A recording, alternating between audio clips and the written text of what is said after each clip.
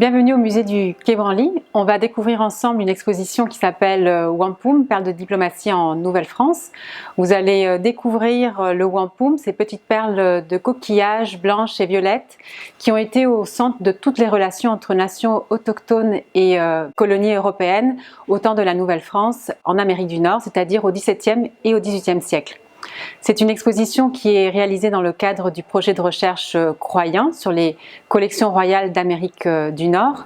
Un projet donc qui envisage l'étude d'une très grande collection d'objets provenant des États actuels du Canada et des États-Unis, qui ont été pour la plupart collectés pendant le premier empire colonial français en Amérique du Nord et qui constituent un fonds unique pour comprendre la culture nord-amérindienne pour ces périodes anciennes et l'histoire de cette période très particulière pour les nations autochtones et la France.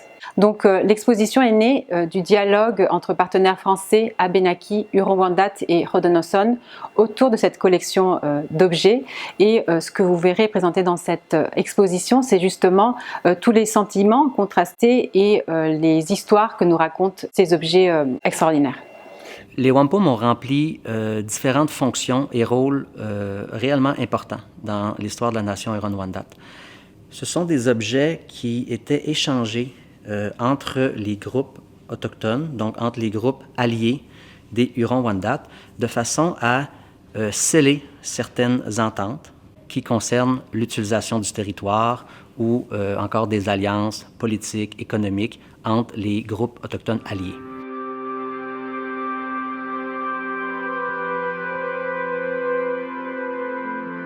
Le wampum est devenu l'objet central pendant pratiquement 200 ans. Donc, on parle du début du 17e siècle jusqu'au début du 19e siècle. Le terme wampum désigne des perles blanches et plus particulièrement des perles de coquillages marins, donc des perles tubulaires qui vont être produites à partir de coquillages de la côte atlantique et qui vont être commercialisées sur de très grandes distances. C'est des objets qui vont servir à l'ornementation personnelle, mais qui vont aussi être utilisés pour fabriquer ce que l'on appelle des branches et des colliers de wampum, c'est-à-dire des ficelles enfilées de perles de coquillages et également de grandes bandes tissées de perles qui vont servir dans tous les échanges entre nations autochtones et nations européennes. Donc, dans toutes les relations diplomatiques qui ont cours dans le nord-est de l'Amérique, eh bien, les wampums sont échangés de cette façon-là. Donc, les Hurons en ont échangé beaucoup, ils en ont produit, ils en ont reçu beaucoup. Ils en ont échangé aussi avec les couronnes françaises et les couronnes britanniques, parce que les Européens aussi en ont fabriqué. S'ils voulaient maintenir leur réseau d'alliance avec leurs alliés autochtones pour défendre leurs intérêts militaires, mais aussi pour le commerce, eh bien, ils devaient suivre les protocoles autochtones et eux aussi offrir des colliers de wampum. Les colliers de wampum qui sont échangés entre nations alliées et Français constituaient des traités. Donc il était très important pour les Français de bien enregistrer les paroles qui étaient associées à la présentation de ces objets. Donc nous avons ici un document extraordinaire qui présente les paroles prononcées par des représentants iroquois qui sont allés à la rencontre du nouveau gouverneur de la Nouvelle-France en 1726. Donc c'est un document qui nous montre comment, à chaque collier qui a été présenté au gouverneur, des paroles ont été prononcées pour renouer les traités et les ententes qui avaient été mises en place entre Iroquois et Français avec le gouverneur précédent. La valeur de la parole, la valeur de la tradition orale autochtone était reconnue par les Français. Les Français, ils l'ont dit, ils l'ont affirmé. Les chefs, les porte-paroles autochtones vont présenter de ces présents-là qui ont été échangés par le passé. Ils vont être capables de les expliquer pendant des heures et des heures. L'exposition nous emmène dans le nord-est de l'Amérique du Nord, un territoire que les couronnes françaises et anglaises ambitionnent de conquérir et de coloniser. Les Français sont installés principalement dans les territoires qui sont appelés l'Acadie et le Canada. Ils vont construire des villes, des forts, des missions le long de la vallée du Saint-Laurent et c'est auprès de ces établissements français que vont venir s'établir plusieurs nations alliées des Français, telles les Abénaquis, les Huron-Wendat ou les Mohawks. Plus au sud, on trouve également les Haudenosaunee qui forment la puissante confédération iroquoise.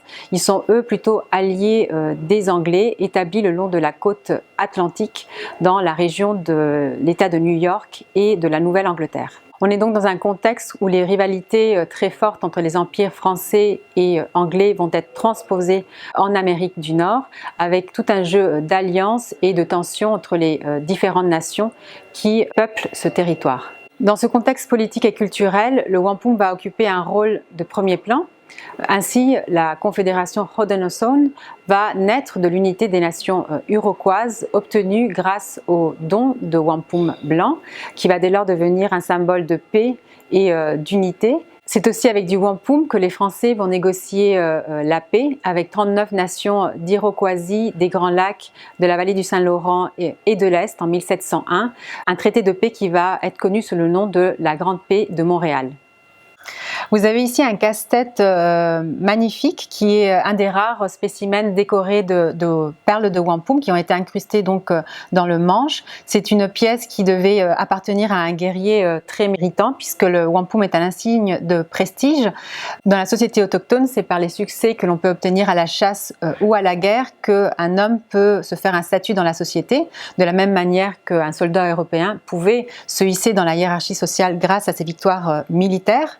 On a aussi des massues qui comportent des incisions en forme de X qui énumèrent le nombre de victimes tuées ou scalpées sur le champ de bataille. Vous avez également des massues qui comportent des incisions représentant des colliers de wampum qui indiquent le nombre de campagnes militaires auxquelles le guerrier a participé.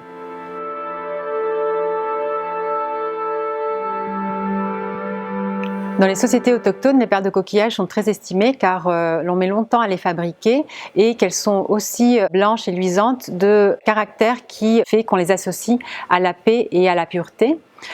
Ce sont les nations côtières qui vont produire les perles de wampum, donc des nations comme les Abénaquis. Mais à partir du XVIIe siècle, on va également avoir une production organisée par les Hollandais et les Anglais qui s'installent dans la région.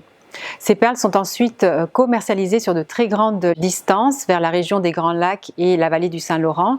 Et les Français qui sont donc installés à l'intérieur du terre sont éloignés de zones de production et vont toujours chercher à se procurer ce matériau essentiel pour tous les échanges commerciaux et diplomatiques. Vous voyez ici dans cette vitrine un sac extrêmement ancien, probablement du XVIIe siècle, qui est remarquable par la qualité de sa facture. Vous avez une structure qui a été réalisée en fibre végétale et ensuite vous avez tout un décor réalisé en broderie de poils d'orignal. La partie supérieure a été ornementée également de piquants de porc-épic et vous voyez que les franges latérales sont décorées d'une grosse perle cylindrique de coquillage qui correspondent aux perles les plus anciennes que l'on connaisse, celles qui sont fabriquées sans outils métalliques. Il est vrai que la production de wampum va connaître un essor après l'arrivée des Européens qui vont introduire les outils métalliques et donc faciliter la production de ces perles. C'est des perles qui sont produites à partir d'un coquillage blanc. On va utiliser la partie centrale, la columelle, pour produire les perles. Et les perles violettes vont être produites à partir d'un bivalve qui comporte une lèvre violacée, très dure à travailler. Et c'est donc l'introduction des outils métalliques qui va permettre la production de cette catégorie de perles. Les Français vont chercher à trouver des substituts au wampum. Ils vont essayer d'introduire les coquillages kauris sans succès. Ils vont essayer également de produire des imitations en porcelaine. Ils vont aussi commercialiser des perles de verre qui imitent la forme des perles tubulaires de wampum. On trouve plusieurs objets qui reflètent cet usage des perles de verre. Par exemple, ce sac du musée d'histoire naturelle de Lille qui est réellement remarquable. Le sac et la bandoulière ont été associés au XIXe siècle, elles ne faisaient pas partie du même objet, mais on voit très bien comment le collier qui sert de bandoulière imite les colliers de wampum.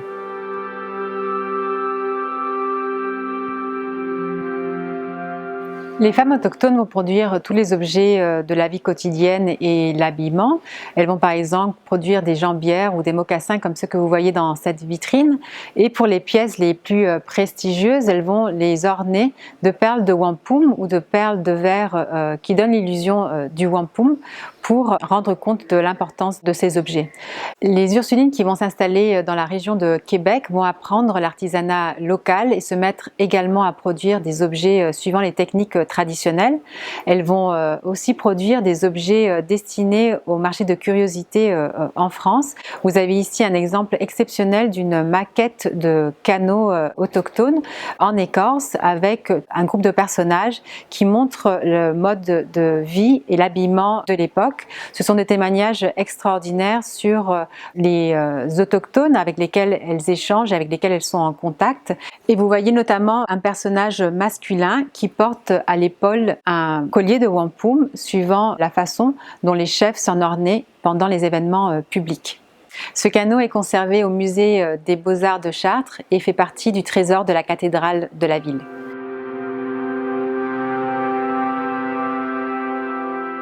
Le wampum est un insigne de prestige. Les perles sont longues à produire. Elles sont ensuite commercialisées loin des zones de production. Donc elles acquièrent un statut de matériau exotique parmi les nations qui en font usage.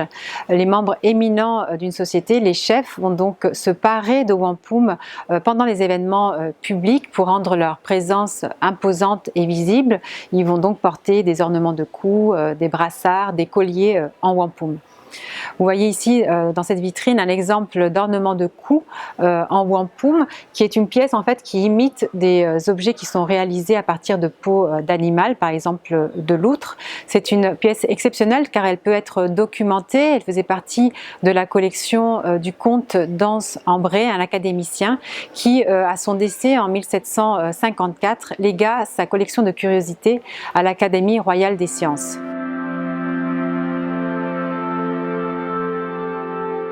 Les affaires d'une nation ou les affaires diplomatiques entre nations sont discutées dans le cadre d'assemblées au cours desquelles on va offrir des branches et des colliers de wampum. Quand un personnage va s'adresser à un autre au nom de sa nation, il va tout d'abord lui offrir des branches de wampum en lui disant que par ces branches, il lui débouche les oreilles, il lui dégage le gosier. Et en fait, ce don de wampum permet finalement à son interlocuteur de se prédisposer au dialogue et à l'écoute. Ensuite, la personne va accompagner chacune de ces propositions par la présentation et le don d'un collier. C'est une manière pour lui de matérialiser l'engagement de sa parole. Donc, si je m'adresse à mon interlocuteur et je lui fais une demande ou une affirmation, je vais lui offrir un collier de wampum. Si mon interlocuteur l'accepte, l'objet, c'est qu'il accepte ma proposition, il accepte ma parole. En échange, dans sa réponse qu'il formulera, il va m'offrir un collier de wampum à son tour. Donc, c'est pour ça qu'on parle d'échange de colliers de wampum. J'en donne un et j'en reçois un autre, normalement de taille équivalente. Vous avez ici un collier qui illustre très bien ces pièces qui sont échangées lors des conseils diplomatiques. Les colliers les plus anciens portent peu de décors. On va voir ensuite l'apparition de colliers avec des motifs géométriques et enfin l'apparition de figures qui illustrent souvent les nations engagées dans la négociation. Ce collier est peut-être celui envoyé en 1725 à Louis XV par Mamantwensa, l'un des chefs de la nation Kaskaskia, qui appartenait à la Confédération des Illinois. Et vous voyez à côté un exemple de ces branches de wampum qui étaient offertes lors des conseils diplomatiques. C'est un spécimen qui est conservé au musée d'art et d'archéologie de Besançon. Les Français vont devoir adopter ces protocoles autochtones pour être en capacité de négocier les alliances qui leur permettent de contrôler le territoire. Ils vont donc apprendre à fumer le calumet de la paix avec leurs interlocuteurs et ils vont eux aussi produire des branches et des colliers de wampum qu'ils vont offrir aux nations alliées.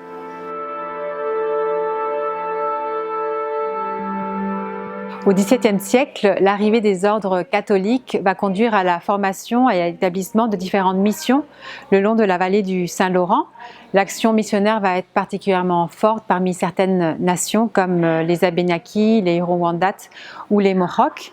L'usage des colliers de wampum, qui est bien établi parmi ces nations, va s'adapter à ce nouveau contexte et sous l'action des missionnaires jésuites notamment, certaines communautés vont produire des colliers que l'on appelle votifs destinés à être présentés à des saints ou à des congrégations en France. C'est des objets qui sont très particuliers, d'abord par leur confection, qui vont comporter des écritures latines, donc des mots qui portent le message finalement. Donc le wampum, dans ce cas-ci, n'est pas offert à un autre groupe autochtone voisin, par exemple, mais il va être offert à une entité, comme par exemple à Anne, la mère de Marie, ou à la Vierge Marie elle-même. Ils sont issus d'une tradition diplomatique, donc de relations entre les groupes, mais du fait qu'ils soient produits dans un contexte religieux, pour moi, ce n'est pas étranger à cette tradition-là autochtone première, puisque dans ce cas-ci, on crée une alliance, on crée une relation. C'est le même principe, sauf qu'on le crée avec une personne en particulier, une personne mythologique, une personne qui est reliée à un monde religieux. Donc vous en avez deux exemples extraordinaires qui proviennent de la cathédrale de Chartres. Un collier Huron-Wendat offert à la Vierge de Chartres en 1678 et un autre collier offert par les Abénakis en 1699. Vous le voyez ici dans cette vitrine, c'est une pièce extraordinaire qui fait plus de 2 mètres de long et qui est composée de près de 11 000 perles. C'est réellement un collier qui a encore une très grande valeur pour la nation abénakise. Cette ceinture-là peut avoir deux façons. On peut avoir deux façons de la considérer par les Abénakis d'aujourd'hui. Soit que ce soit patrimoine religieux pour les gens qui sont plus croyants, pratiquants encore aujourd'hui, qui considèrent que c'est une demande de protection à la Vierge, puis considèrent toujours ça de cette façon-là. Alors que pour d'autres qui sont moins pratiquants ou moins religieux, ça reste un objet du patrimoine des Abénakis qui est parti de chez nous pour se rendre à la cathédrale de Chartres.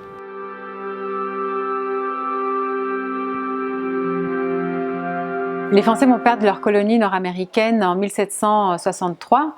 Après cette date, les nations autochtones vont signer différents traités avec les puissances sur place, les Anglais et ensuite les nouveaux États des États-Unis et du Canada.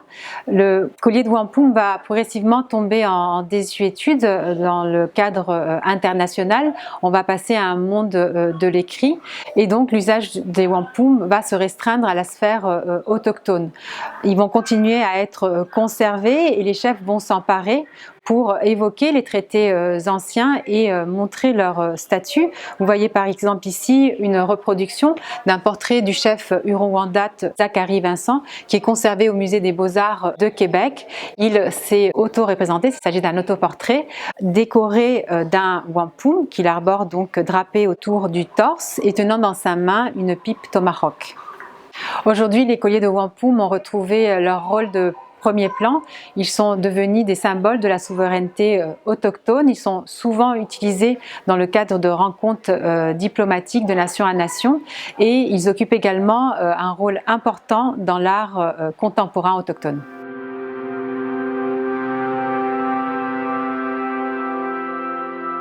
Les collections de wampum présentées dans le cadre de cette exposition sont arrivées en France et ont été progressivement intégrées aux collections royales, aristocratiques et ecclésiastiques au XVIIe et au XVIIIe siècle. Ces collections vont être ensuite saisies au moment de la Révolution et rejoindre des collections publiques où elles se trouvent encore aujourd'hui. Vous voyez ici dans cette gravure un exemple de cabinet de curiosité au XVIIe siècle. Il s'agit du cabinet de curiosité de l'abbé du Moulinet à l'abbaye Sainte-Geneviève qui présente la plus ancienne représentation d'un collier de wampum. On le voit accroché au mur. C'est un wampum qui présente 6 personnages de pied. C'est une pièce qui est non localisée de ce jour et qui se trouve peut-être dans une collection en France sans être identifiée. L'ensemble de cette collection de wampum atteste de l'ancienneté des relations entre Français et nations autochtones. Elle nous montre également la richesse des cultures autochtones au moment de la colonisation française en Amérique du Nord. Et c'est un fonds qui nous permet aujourd'hui de renouer nos relations et notre dialogue avec les partenaires en Amérique du Nord, notamment les partenaires associés à ce projet, nos collègues Abénakis, Huron-Wendat et Haudenosaunee.